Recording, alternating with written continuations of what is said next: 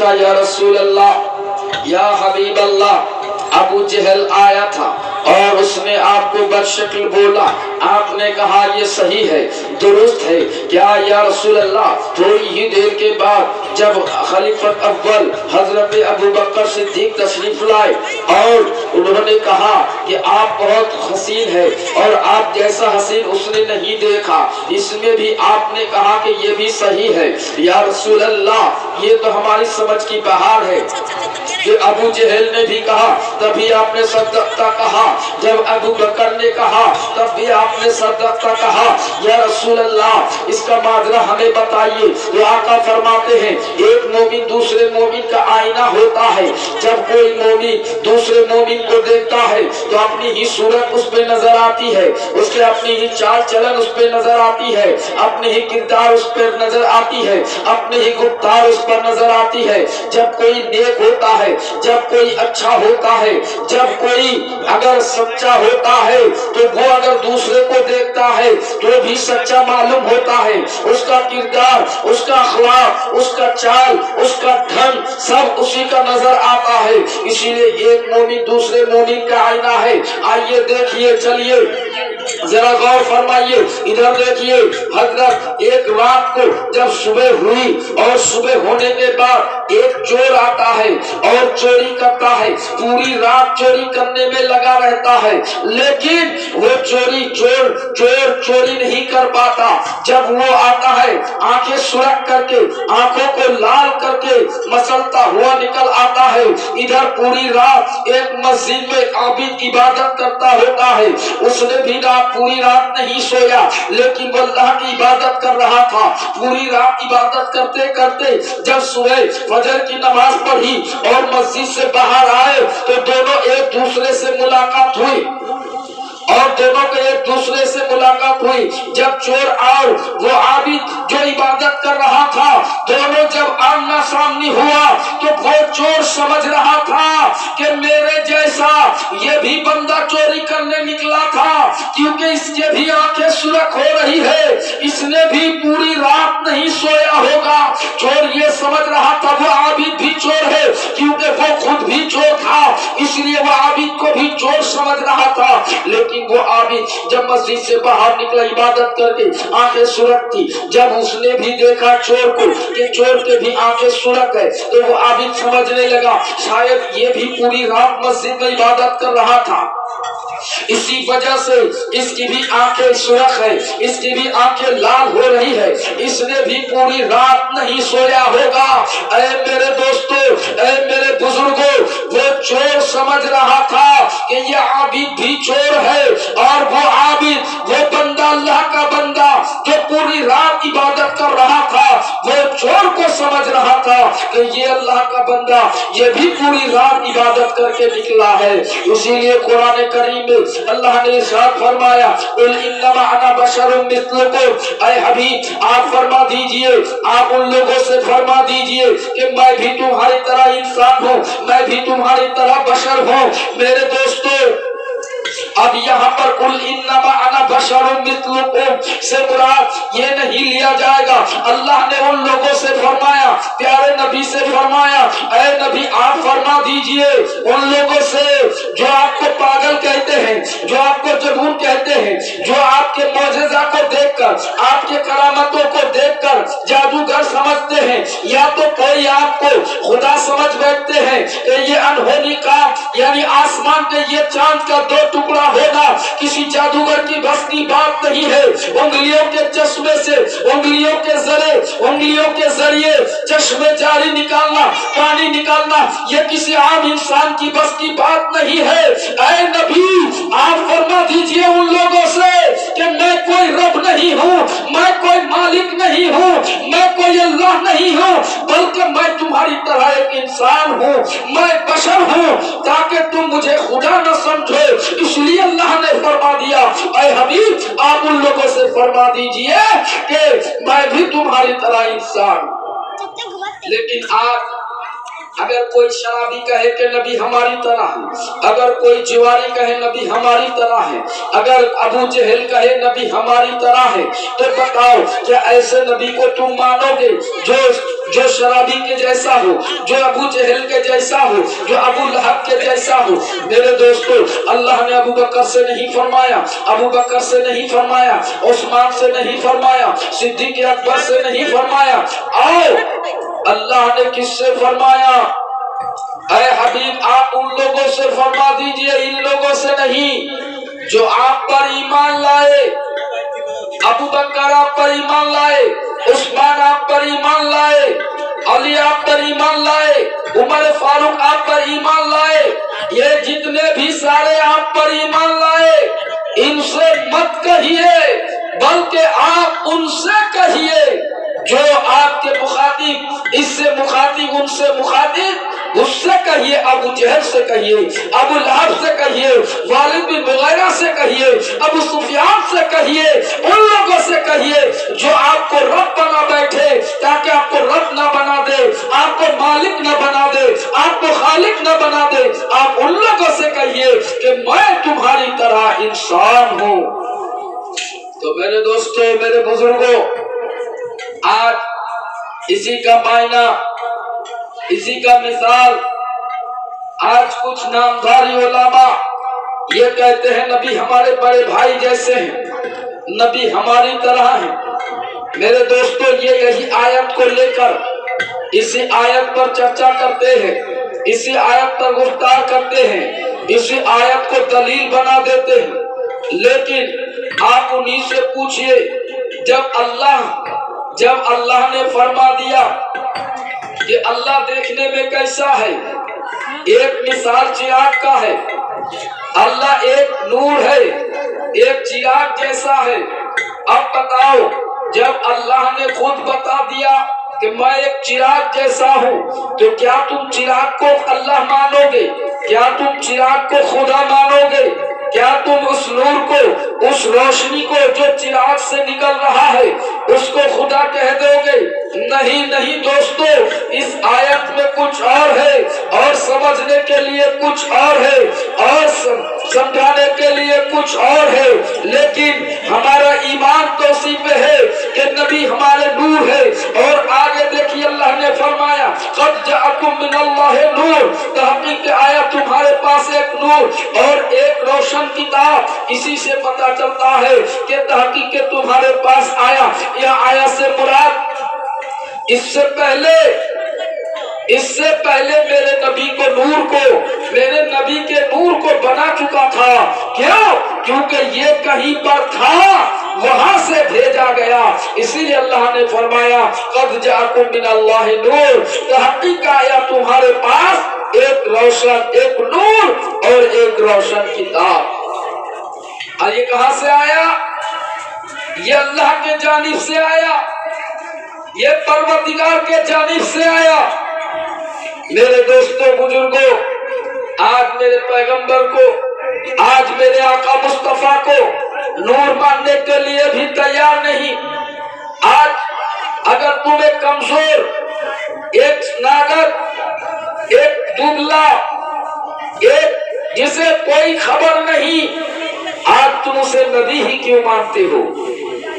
اگر تمہارا نبی غیب کی باتیں نہیں جانتا تو ایسے نبی کا ساتھ چھوڑ دو۔ اگر تمہارا نبی اگر اللہ سے رابطہ نہیں کرا سکتا تو تم اس نبی کو چھوڑ دو۔ اگر تم نبی کو اپنی جیسا مانتے ہو تو کسی طاقتور نبی کو مانو جو اللہ سے ملا دے۔ اسی لیے اللہ نے قرآن میں فرمایا تمام انبیاء کرام، تمام پیغمبر اعظام، 1,24,000 پیغمبر اس روئے زمین پر تشریف لائے، کس لیے؟ انسانوں کو ہدایت کے لیے، راستہ دکھانے کے لیے، جہنم سے بچانے کے لیے، جنت میں داخل کرانے کے لیے۔ ان میں سے کسی نبی نے بھی، کسی رسول نے، کسی پیغمبر نے اللہ کو نہیں دیکھا، لیکن میرے مصطفیٰ مدینے والے آقا تاجدار مدینہ جناب محمد رسول اللہ صلی اللہ تعالی علیہ وسلم نے اپنے پیشانی کے آنکھوں سے اللہ کا دیدار فرمایا۔ معزز سامعین کرام، मदीने की सरजमीन की। वहां पर आका मुस्तफा जब पूरी कौम आदम अलैहिस्सलाम से लेकर पूरे पैगंबर 1,02,24,000 जब पैगंबर आए, सब अपनी अपनी कौम के लिए नबी बनकर आए, अपने अपने कौम के लिए रसूल बनकर आए। जैसे हजरत आदम अलैहिस्सलाम से लेकर ईसा तक जितने भी मैसेज लेकर आए, एक ही मैसेज है, अल्लाह वहदहू ला शरीक लह। ऐ लोगों, अल्लाह का शरीक ना करो, अल्लाह का शरीक ना ठहराओ। ये मूर्ति पूजा, ये भूत पूजा, ये सब खत्म कर दो, ये पूजा ना करो, अल्लाह का शरीक ना करो, अल्लाह को एक मानो। आदम से लेकर ईसा तक 1,02,24,000 पैगंबर आए, सबकी जुबान पर यही बात थी, सबका मैसेज यही था। लेकिन आदम अलैहिस्सलाम ने जब अपने कौम से कहा, ऐ मेरी कौम, अल्लाह को एक मानो, अल्लाह एक है, अल्लाह वहदहू ला शरीक लह है, तो कौम ने कहा, ऐ आदम सफीउल्लाह, ऐ आदम नबी अल्लाह, आप अगर अल्लाह के नबी है, आप अगर कह रहे हैं अल्लाह एक है, क्या आपने अपने आंखों से देखा है? तो आदम अलैहिस्सलाम फरमाते हैं कि नहीं, मैंने नहीं देखा। बोले आपको किसने बताया कि अल्लाह एक है? तो आदम अलैहिस्सलाम ने बताया, मुझे जिब्रील ने बताया अल्लाह एक है। जब नूह अलैहिस्सलाम ने अपनी कौम से कहा मानो अल्लाह एक है, तो कौम ने कहा किसने बताया? तो नूह ने कहा मुझे जिब्रील ने बताया है। जब हजरत इब्राहिम अलैहिस्सलाम ने बताया अपनी कौम को, ऐ मेरी कौम मानो अल्लाह एक है, तो उनके कौम ने इब्राहिम अलैहिस्सलाम से पूछा, ऐ अल्लाह के पैगंबर, क्या आपको किसने बताया अल्लाह एक है? आपको किसने बताया अल्लाह एक है?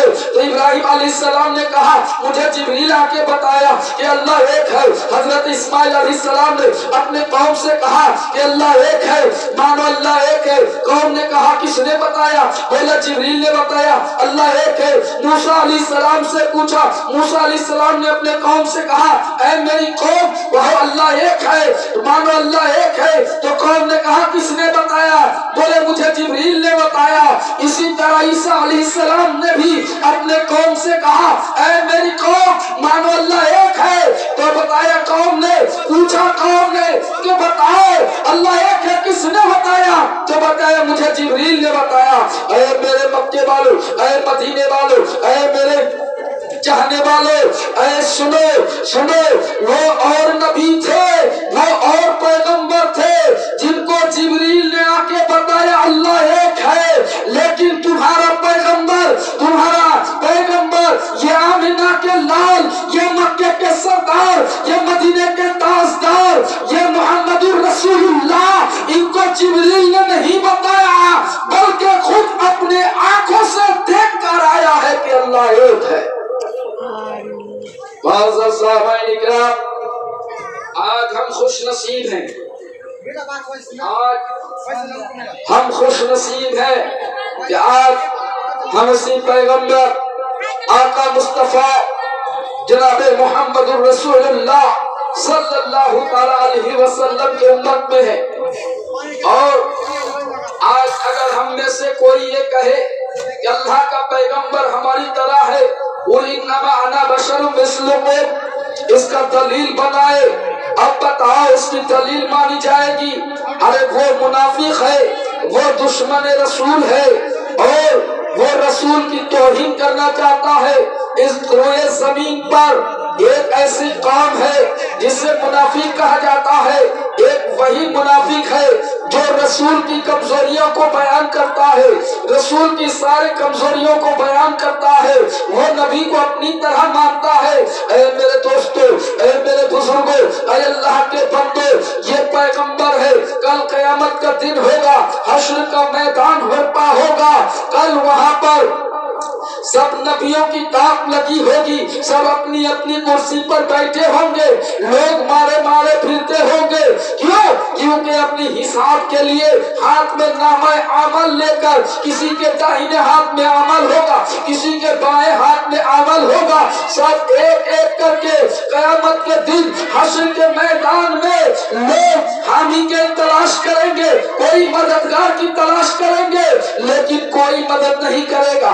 बाप के पास जाएगा, وہ بھی مدد نہیں کرے گا، ماں کے پاس جائے گا وہ بھی مدد نہیں کرے گی، اور اپنی بیوی کے پاس جائے گی وہ بھی مدد نہیں کرے گی۔ آخرکار ان لوگوں کو مشورہ کرے گا کہ چلو آدم ہمارے باپ ہے، آدم ہمارے سب انسانوں کے باپ ہے، سب آدمیوں کے باپ ہے، شاید وہ ہماری فریاد سن لے۔ جب آدم کے پاس آئیں گے تو وہ بھی کہے گا اذهبوا الى غیری، اس بات میں تمہارا کوئی مدد نہیں کر سکتا، تم میرے پاس سے کسی اور کے پاس چلے جاؤ۔